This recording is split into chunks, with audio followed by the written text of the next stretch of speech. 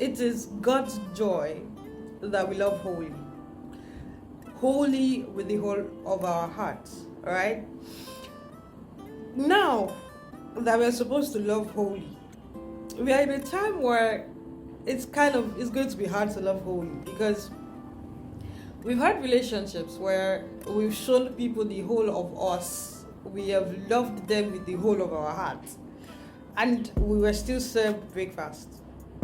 We loved them with the whole of our hearts, yet we were taken for granted. We loved them with the whole of our hearts, yet they rejected the side of us, that the part of us that we wanted them to accept the most. Right? So it makes it a bit hard to love people with the whole of our heart.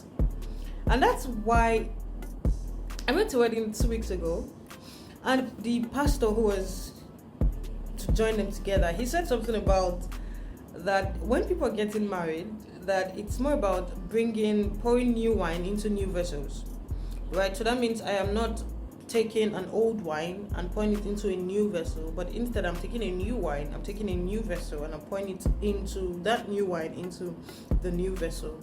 So that means that when I am going into a relationship, I am going with a fresh mindset.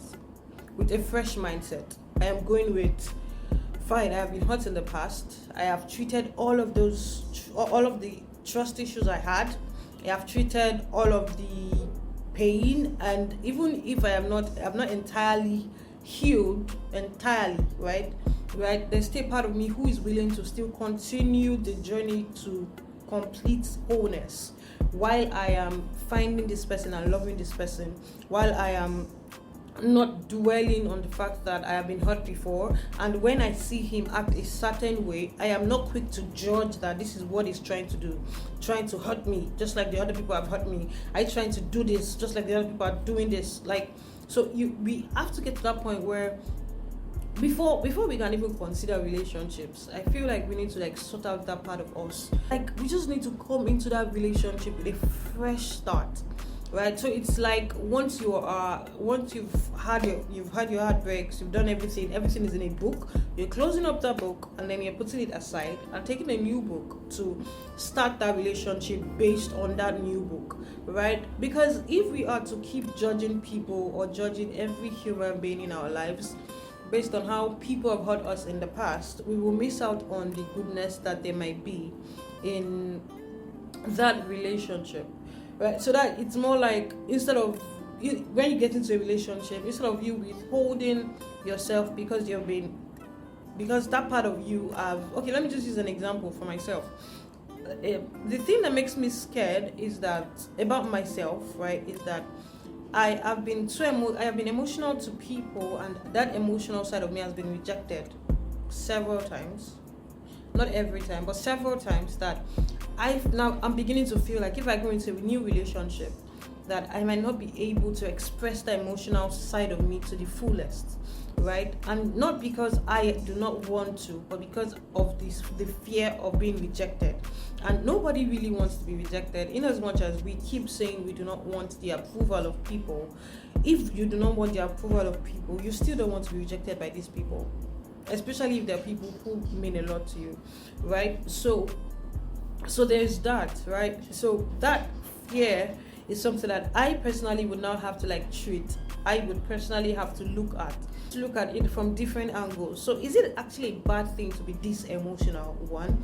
Or is it that these people do not have the capacity to handle such emotions, right? So it's something I need to look at, weigh.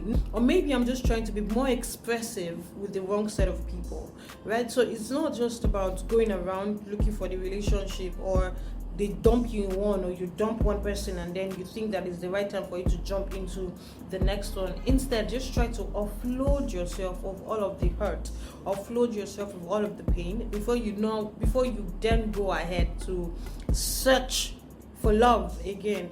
Because the more we continue to search for love, the less we find value in ourselves, right? Because every time we went into relationships and then we left there broken, right? So that means we are leaving broken pieces of ourselves, right? Broken, scattered, and then we've not given ourselves the time to heal, to come back stronger. So by the time we just keep going without healing, instead of making the relationship about the two of you coming together to now start understanding yourself, right? You begin to see the other person as someone who is supposed to come together and hold you together.